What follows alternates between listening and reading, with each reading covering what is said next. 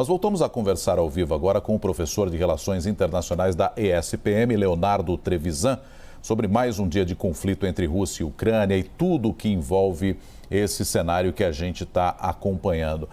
Professor Trevisan, pegando como gancho essa presença do Blinken em território polonês, o Boris Johnson também já esteve lá na Polônia para conversar com autoridades polonesas.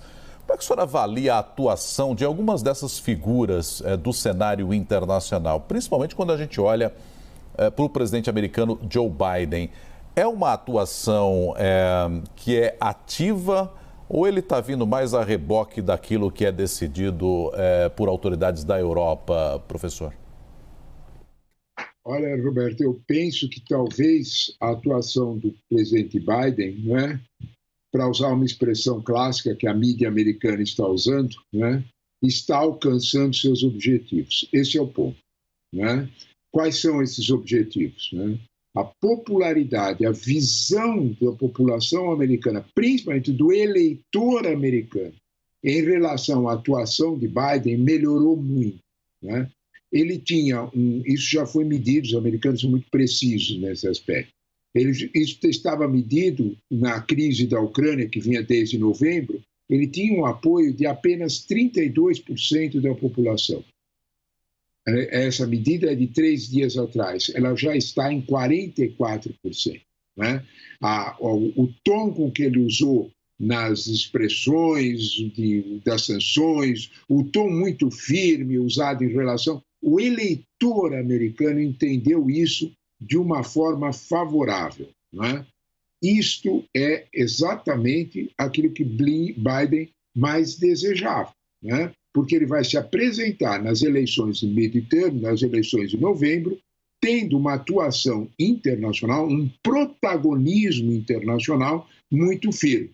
A atuação do secretário Blinken é uma atuação bastante, vamos dizer desta forma, ágil. Ele está numa viagem de 6 dias que vai a mais de 12 países. Ele está na Polônia hoje e ele vai visitar as repúblicas bálticas.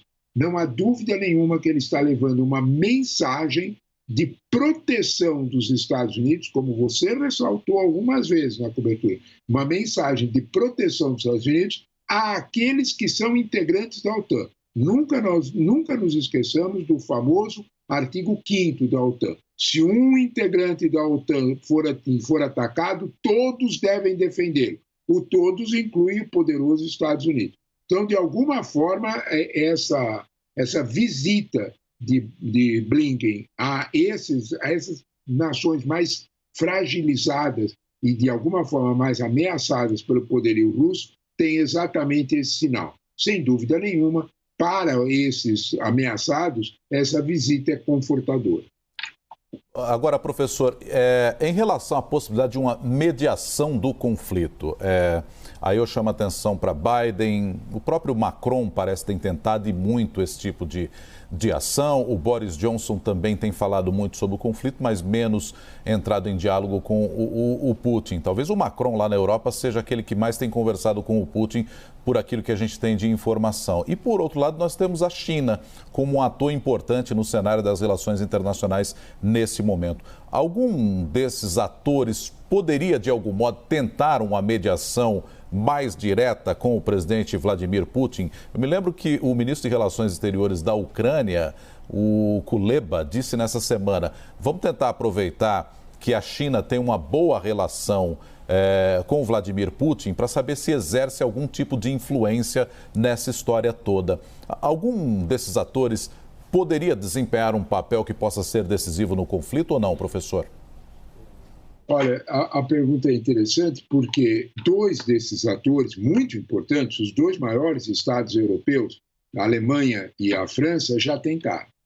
Nós vamos lembrar que antes da invasão, naquela semana anterior à invasão, o Scholz esteve em Moscou, vindo da Ucrânia, e onde lembre-se daquela famosa frase que o Zelensky falou para o Scholz, a entrada da Ucrânia na OTAN é um sonho.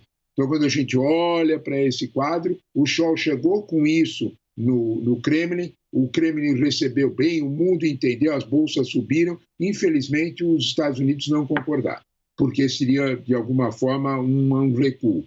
Macron tentou também no domingo seguinte e também deu o mesmo resultado. Então, esses dois atores têm, como os fatos estão provando, uma atuação limitada. O terceiro ator, não. Né? A China é uma outra realidade. Eu chamo a atenção, né, para os resultados da Assembleia Geral da ONU, que deixaram, assim, como um sinal, como um aviso do poder que a China tem. Né? A China se absteve e, junto com ela, se abstiveram 35 nações, a maioria delas nações africanas e asiáticas. Né? Este é um sinal de que a China tem, vamos dizer dessa forma, uma zona de influência muito forte no mundo. Se a China se dispuser a exercer e achar que esta é a vantagem para ela, a China só pensa nos seus interesses, não nos esqueçamos disso, que seja uma vantagem para ela interferir, porque ela pretende negócios melhores com a Europa, ela o fará. Nesses três possíveis atores, França, Alemanha e China, talvez é indiscutível que a China, neste contexto, com o contexto Putin, é a que tem mais, vamos dizer dessa forma, voz ativa.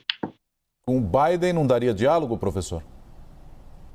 Biden talvez tenha avançado demais na exteriorização de uma retórica para exatamente ser convincente para o seu eleitor, né?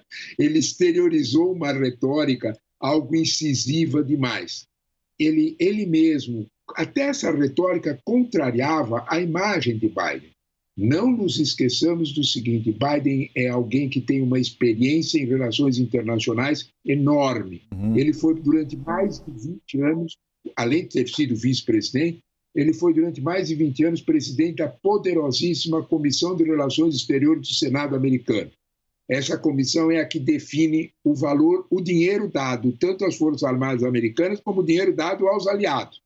Dá para entender bem o poder que tem, né? Então, de alguma forma, Biden tem muito conhecimento, não o subestimamos nesse aspecto, talvez seja um dos presidentes mais preparados para a relação exterior, isso não há dúvida nenhuma, porém, ele precisava fazer um discurso mais incisivo visando esse eleitor, o eleitor americano que, de alguma forma, esperava isso e os resultados vieram. Porém, por outro lado, essa ação incisiva fechou um pouco as portas para que ele aparecesse como um tercios nessa disputa entre a OTAN e a Ucrânia e a Rússia.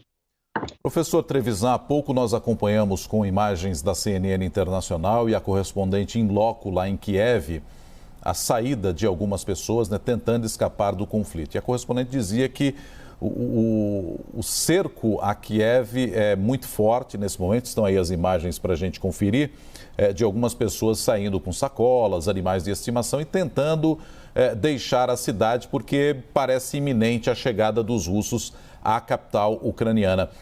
Isso é questão de horas, professor Leonardo Trevisan, e eu pergunto isso porque nós estamos dizendo já há alguns dias que o comboio está cercando a capital Kiev. E aí muita gente se pergunta, mas por que não invadiram ainda, se é que tem tanta gente assim e que essa é uma vontade do Vladimir Putin? Por que é que não toma-se de assalto a capital imediatamente por parte dos russos? Mas isso te parece mais próximo, professor Leonardo?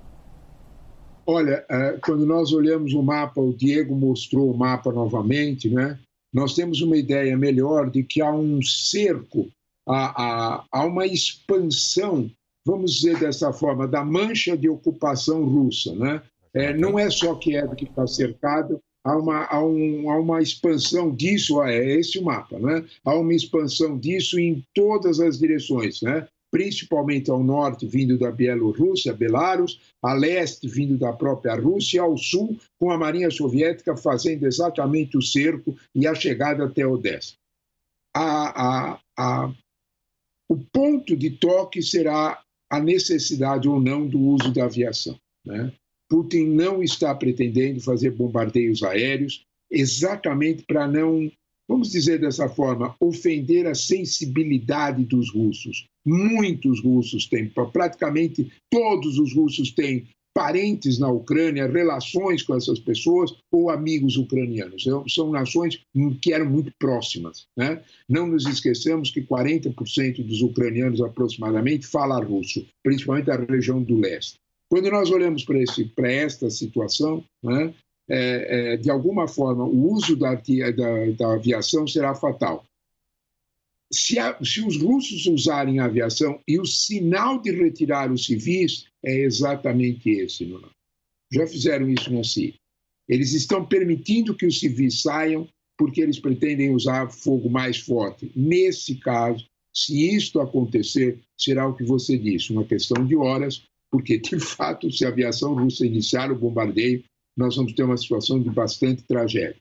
O que me chamou a atenção, do ponto de vista humanitário, me chamou a atenção de você também, impressionante o relato da jornalista da CNN internacional, é a pergunta que ela se faz. Essas pessoas saem das suas casas, cruzam a ponte, avançam para algum lugar, abre aspas, sem saber para onde ir.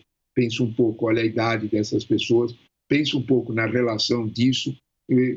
O susto, quanto antes, de certa forma, acabar essa agonia para esses civis, será melhor, não há dúvida nenhuma.